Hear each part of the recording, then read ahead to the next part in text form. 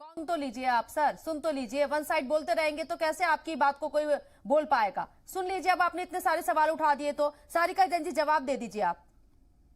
शबनम जी, सभी को मेरा नमस्कार। अभी जी। कांग्रेस के प्रवक्ता को भी मैंने सुना और सिंह साहब जी को भी सुना। सिंह साहब ने बहुत अच्छा बोला है कि प्रकृति का जो नियम है वो चेंजेस नहीं है, क्योंकि समय समय पर हमारी प्रकृति में चेंजेस होने बहुत जरूरी होते हैं। ये जो नियम है, कांग्रेस के प्रवक्ता बोल रहे थे 1989 से इस पर विचार किया जा रहा था, लेकिन आज तक इसको लागू नहीं किया गया था। आपने देखा होगा कि 100 से अधिक देशों में शॉर्ट आर्मी सर्विसेज की अनिवार्यता है, और वहां पर इजराइल जैसे देश में भी 1 या 2 साल के लिए शॉर्ट आर्मी सर्विसेज उपलब्ध है। इसराइल में तो नियम है मैडम, सबको वहाँ पर ट्रेनिंग दी जाती है, हर एक बच्चे को भी ट्रेनिंग दी जाती है, नियम है इसराइल का। यहाँ पर सैलरी का मकसद नहीं है। सेना में जो भी भर्ती होता है देश प्रेम के कारण होता है, लेकिन इन लोगों ने एजेंडा बना दिया है कि सैलरी इतनी है और आगे फ्यूचर क्या होगा। यहाँ तो देश प्रेम की बात आती है। आज पुरी साहब ने भी आकर बोलना पड़ा, उनको भी आगे आकर बोलना पड़ा कि इस तरह से जैसे हमारे देश में आगजनी हो रही है, जो राजनीतिक पार्टियां इस तरह से विद्रोह कर रही है, सड़कों पर जला रही है, पुलिस पर हमला कर रही है, वो ठीक नहीं है हमारे देश के लिए। क्योंकि राजनीतिक पार्टियां जो है वो अपनी रोटियां सेक रही हैं। क्योंकि आज सत्याग्रह हुआ, प्रियंका वाड्रा जी बैठी है सत्याग्रह पे, उन्होंने साफ तौर पर बोला कि हमारा जो एजेंडा है वो बीजेपी को गिराना है, वो सरकार को गिराना है। तो इस तरह की मानसिकता जो हमारे युवा है उनको भड़काना, इस तरह की राजनीति आपने देखा कांग्रेस ने आगजनी नहीं की है। सत्याग्रह आंदोलन हो रहा है, लेकिन कांग्रेस ने आगजनी नहीं की है मैडम। मैं बोल रही हूँ, दिग्विजय सिंह जी ने भी बोला कि अगर वो बाहर निकलेगा 4 साल के बाद तो वो शूट करेगा लोगों को। इनके एक नेता ने भी बोला कि अगर बाहर निकलेगा तो वो आतंक फैलाएगा, वो खून खराबा करेगा। तो क्या हमारी आर्मी में क्या खून खराबा करना सिखाया जाता है? हमारी आर्मी पर ये लोग हमेशा से सवाल उठाते रहे हैं, चाहे वो सर्जिकल स्ट्राइक हो, चाहे वो एयर स्ट्राइक हो। जब टीम पे कोई बात आती है तब ये लोग हमारे देश के विरुद्ध बातें करने लगते हैं। तो इस तरह की बातें करने से यहाँ पर शांति का माहौल तो होने वाला नहीं है। इन लोगों को तो चाहिए कि देश में हमारी जो शांति है वो बनी रहे। इस तरह की राजनीति करने से हमारे देश के युवा को भड़काने से कुछ नहीं होने वाला, क्योंकि चेंजेस ही प्रकृति का नियम है। समय समय पर हमारे कानूनों में कांग्रेस की आपने बात कही, लेकिन अपना पक्ष नहीं रखा सारिका जी आपने। कैलाश विजयवर्गीय के अग्निवीर के लिए देखिए शबनम जी, मेरी एज निकल चुकी है। अगर मेरे को अपॉर्चुनिटी मिलती तो मैं भी जरूर उसमें उपलब्ध होती। मेरे पास एनसीसी थी, अगर मुझे उस टाइम पे अपॉर्चुनिटी ये वाली मिली होती या मैंने ट्राई किया होता तो जरूर मैं भी इस सर्विस में गई होती, क्योंकि हमारे अंदर देश प्रेम की भावना है। हमें कोई सैलरी का लालच नहीं है। आप ये देखिए, जब एक 4 साल बाद जब एक नौजवान उस नौकरी को करके बाहर निकलता है तो वो शारीरिक आप उसके लिए रोजगार की प्लेटफॉर्म तैयार कर रहे हैं। वो एक छात्रों को गुमराह किया जा रहा है। जो हमारी तीनों सेना है, जल सेना, थल सेना, वायु सेना, उनके लिए जरूरत है। आज की जो कम उम्र के लोगों को भर्ती कराने की जरूरत है। जैसे युवाओं के लिए मैं आपको बता देती हूँ कि युवाओं को अगर उसमें भर्ती होते तो कितना लाभ है उनको, मानसिक, शारीरिक और फिजिकली सभी तरीके से उनको लाभ है। देखिए, कितनी भी कॉर्पोरेट कंपनियां और सरकारी कंपनियां सब चाहेंगे कि उन जैसे नौजवानों को हम लोग अपनी कंपनी में भर्ती करें। जैसे सभी कंपनियां, कोई सरकारी कंपनियां भी, और अभी और भी सरकारी अनाउंस हो जाएंगे कि कौन कौन से सरकारी जो मंत्रालय है वो अपने को। सारिका जैन जी, ये हम डिस्कस कर चुके हैं कि कई पूरी बात ही नहीं है कि बताना पड़े खुल के। इसलिए तो एक रोज नहीं, ये 2 अनाउंसमेंट तो बाद में हुए ना मैम, 2 अनाउंसमेंट तो ये बाद में हुए ना। देखिए, कुछ चीजें होती है, कोई भी अमेंडमेंट होता है, कोई भी नई चीज आती है तो धीरे धीरे ही लोगों को पता चल पाता है। एकदम से शायद हम लोगों में, क्योंकि हर कोई सक्षम नहीं होता, हो सकता है हम लोगों में भी कमी हो, उस चीज को पूरा किया जाएगा। सरकार तो बोल रही है कि अगर आपको कोई चीज लगती है कि कमी है तो आप हमें बताएं, हम उसमें अमेंडमेंट करेंगे।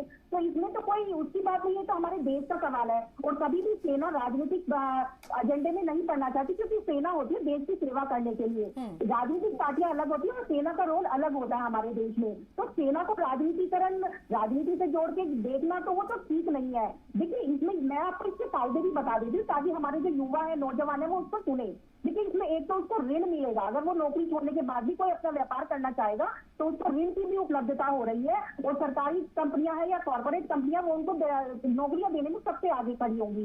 इनको खाना पीना रहना सब कुछ मुफ्त मिलेगा और बहुत सारी जैसे योजनाएं हैं वो उनसे भी अवगत होंगे। तो इस तरह की जो हमारी राजनीतिक पार्टियां वो इनको बरगला रही है, वो उसको कोशिश ना करे कि उनको बरगलाए। हमारे छात्र हैं, जो हमारे नौजवान है, आप ये देखिए, आज फिजिकल फिटनेस में भी वो जाते हैं, क्लासेस अटेंड करते करते हैं वो इसी में करते हैं कि शारीरिक रूप से मानसिक रूप से स्ट्रॉन्ग हो सके। तो इसे 17 साल से जो 21 साल का छात्र है वो अगर इसमें जाता है तो उनको डिग्री भी मिल रही है, उनको अपॉर्चुनिटी मिल रही है, उनको देश की सेवा करने का मौका मिल रहा है और वो एक गौरव की अनुभूति कर रहे हैं। जो देश से प्यार करते हैं, जो देश के लिए अपनी जान न्यौछावर करना चाहते हैं, वो इस सेवा में जरूर जाएंगे। और जो ये आगजनी हो रही है ये कुछ लोग ही कर रहे हैं, और जो सेना ने बोला है कि ये तो जो हमारी स्कीम है वो लागू होगी।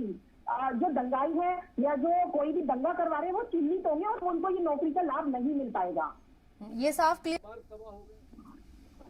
देखिए शबनम, मैं अभी सभी की बात सुन रही थी। हमारी जो भारतीय जनता पार्टी है वो सेना और देश दोनों के लिए समर्पित है, और वो जनता भी जानती है कि किस तरह से मोदी जी की राजनीति 2014 से लेके अब तक डिफेंस हमारा कितना मजबूत हुआ है। वो हर क्षेत्र में, चाहे वो थल सेना हो, नभ सेना हो, वायु सेना हो, कोई भी सेना हो, सब मजबूत हुई है। और आपने देखा होगा कि कोई भी पार्टी 2014 से पहले सेना से मिलने दिवाली के मौके पर तो नहीं जाती थी, लेकिन हमारे मोदी जी स्पेशल से सेना से मिलने जाते हैं दिवाली के मौके पर। उनको अपने हाथ से मिठाई खिलाकर आते हैं। तो सबको पता है कि हमारी जो मोदी सरकार है सबका विश्वास, सबका विकास, सबका प्रयास के उससे ही बनी है। और ये जो हमारी सरकार है और सेवा जो हमारी सेना है उसके भले के बारे में ही सोचती है, क्योंकि हमारे देश को अभी टेक्निक में आगे बढ़ने की जरूरत है। तो सारिका जी ठीक है, आपने एज लिमिट कम कर दी लेकिन पेंशन कट कर।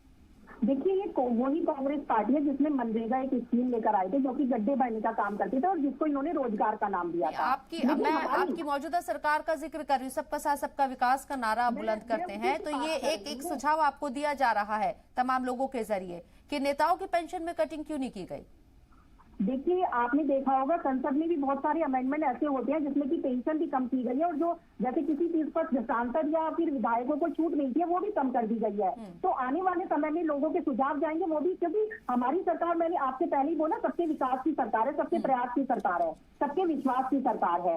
तो इसमें ऐसा नहीं होगा कि हमारे यहाँ से आपने देखा होगा कि वीवीआईपी कल्चर ही खत्म हो गया है। जब से मोदी जी की सरकार आई है वो खुद को अपने आप को प्रधान सेवक बोलते हैं। वो ये नहीं बोलते मैं यहाँ का प्रधानमंत्री हूँ या मैं यहाँ का मालिक हूँ या मैं यहाँ का राजकुमार हूँ। वो ऐसे शब्द का यूज नहीं करते, वो हमेशा बोलते हैं मैं प्रधान सेवक हूँ। तो जैसे भी अमेंडमेंट की जरूरत होगी, अगर हमारे देश को विकास करने में बहुत सारी चीजों की अभी भी जरूरत है और वो समय समय पर होनी चाहिए। इसमें सेना का अलग पार्ट है और राजनीतिक दलों का अलग पार्ट है। इसमें जो हमारी राजनीतिक पार्टियां उनको दखल अंदाजी सेना के कार्यों में नहीं करनी चाहिए। अगर हमारे सेना अपने जो लोग हैं, अपने छात्र हैं, उनको रोजगार का अवसर दे रही है, क्योंकि पहले जो अभी लोगों ने क्वेश्चन उठाया कि जो पहले की आर्मी भर्तियां थी क्या वो रद्द कर दी जाएंगी, वो तो पहले जैसी रहेंगी। ये तो अलग से एक इनको सुविधा दी गई है जिससे कि हमारे जो छात्र जो 17 साल से आप जो वो अग्निपथ स्कीम के तहत होगी, लेकिन उसमें उन्होंने जो भी भर्तियां लेंगे उनको कहीं ना कहीं पर, चाहे वो सरकारी कंपनी हो चाहे वो कॉर्पोरेट कंपनी हो, कहीं ना कहीं आप देखिए